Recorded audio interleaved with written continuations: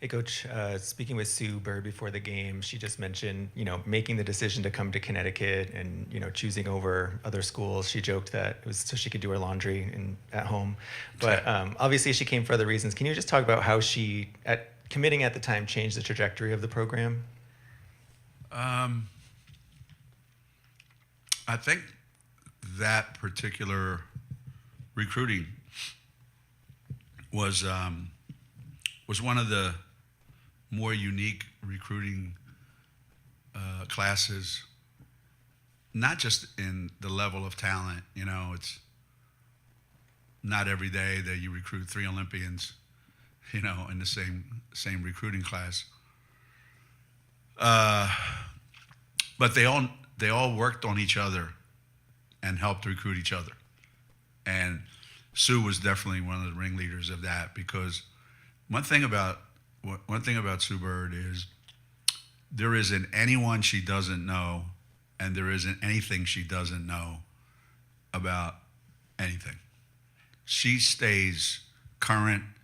So when she was being recruited, she was all over it with Swin and Asia, Tamika, like that whole crew. And,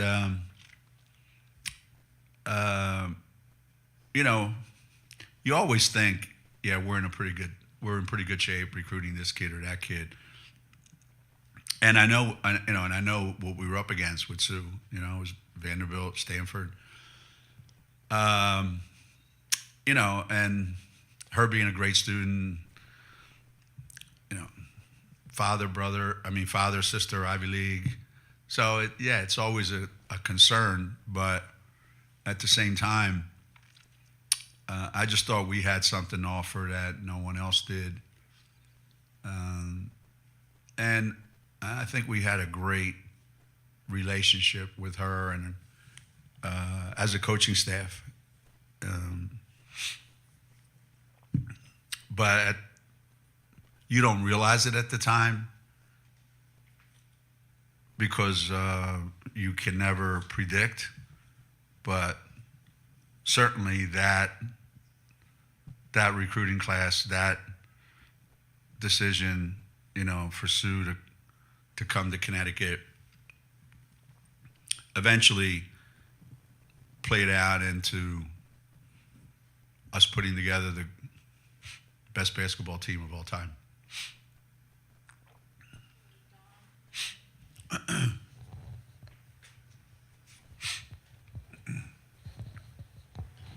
Hey, Geno, only certain athletes become identified with a number, maybe do you think of Sue now in number 10 the way you might think of some of those other athletes that are identified with a number?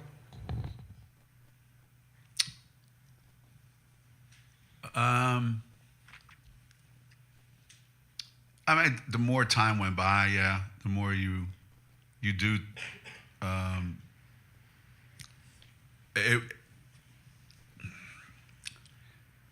You do get to the feeling that there's something special there. It was weird coaching her on the Olympic team where she's number 6, because they do it differently.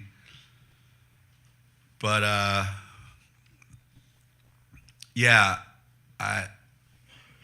the first time I really identified, I shouldn't say the first time. There have been other times when I kind of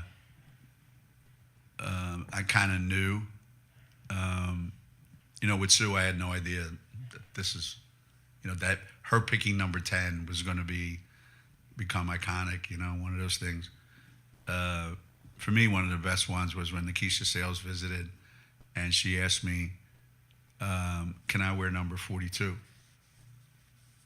And that's when I knew she was coming here, because her real number was 24 at Bloomfield.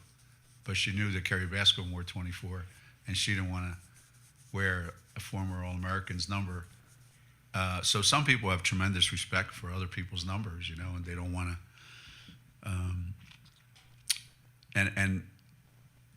We haven't had many number 10s here.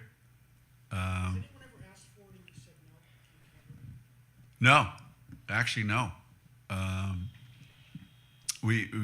never said no to anybody asking for a number, except when D wanted to be 0 or 00. That pissed me off, and I said, "There's no chance that's going to happen." But everybody else, like, if you think you're good enough to wear that number, go ahead, knock yourself out. No, it's. But what I did say, out there was, it really is unfair to so many players that we have, whose numbers may never get retired, who were some of the best basketball players ever to play, not just here but in college. That the criteria is you have to be in the Hall of Fame. That's kind of mind-boggling, right? Yeah, well, luckily now, the NCAA changed. You can have any number you want. That's double figures. I mean, can't have number 100 yet, but thank God, we'd be like the Yankees and Celtics. We'd be running out of numbers after a while. Every kid that comes here knows Sue Bird, obviously WNBA, Olympics. Do you think your kids were extra fired up? It seemed like they had an extra jump in the way they started the game today. They seemed a little extra fired up to just get out and start rolling. Maybe. It'd be hard not to be affected somehow by having somebody like that in the building. Somebody that maybe they looked up to, they certainly heard so much about. Before the game, yesterday actually, we talked a lot about, what it means to be part of this, and how lucky, fortunate they are to be playing here, on a day when this is happening. I think they took it to heart. It's a special day for UConn basketball, and if you're a kid on our team, and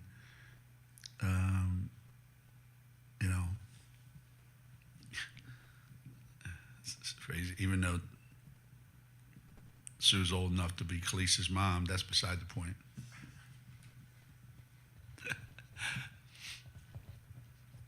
Geno, maybe they were affected today by Sue's appearance, but it seemed like the first half was a scoring contest between Sarah and AZ. Can you talk about how they get what they want when they want so often? I sometimes marvel at how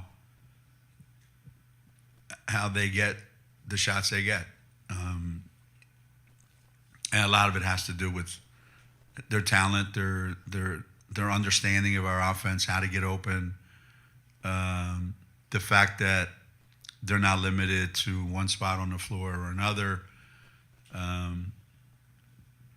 But yeah, I think Sarah played 16 minutes and 45 seconds. And, she had 20 points, 5 assists, 4 assists, 5 steals.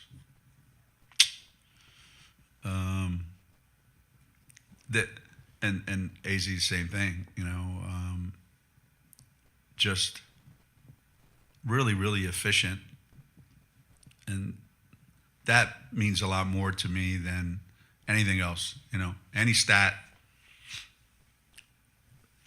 none means more to me than how efficient they are in what they do.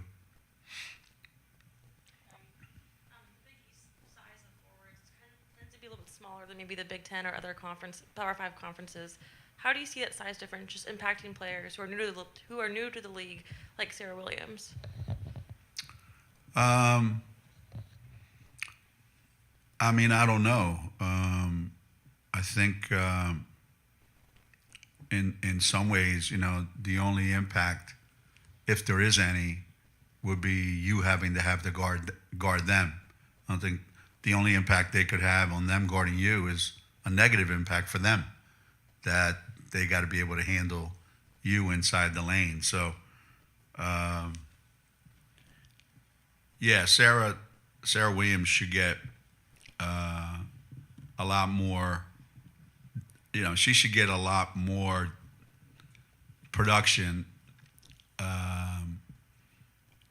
in whether it's against all these other teams we played, Big Ten teams that we played, ACC teams that we played.